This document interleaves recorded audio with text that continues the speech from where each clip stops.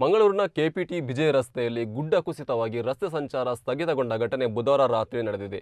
ನಿನ್ನೆ ತಡರಾತ್ರಿ ಸುರಿದ ಭಾರೀ ಮಳೆಯಿಂದಾಗಿ ಗುಡ್ಡ ಕುಸಿತವಾಗಿದೆ. ಗುಡ್ಡ ಕುಸಿತದ ಹಿನ್ನೆಲೆಯಲ್ಲಿ ಏಕಮುಖ ಸಂಚಾರಕ್ಕೆ ಅವಕಾಶ ಮಾಡಿಕೊಡಲಾಗಿತ್ತು. ಬ್ಯಾರಿಕೇಡ್ ಅಳವಡಿಸಿ ರಸ್ತೆಯನ್ನು ಬಂದ್ ಮಾಡಲಾಗಿತ್ತು.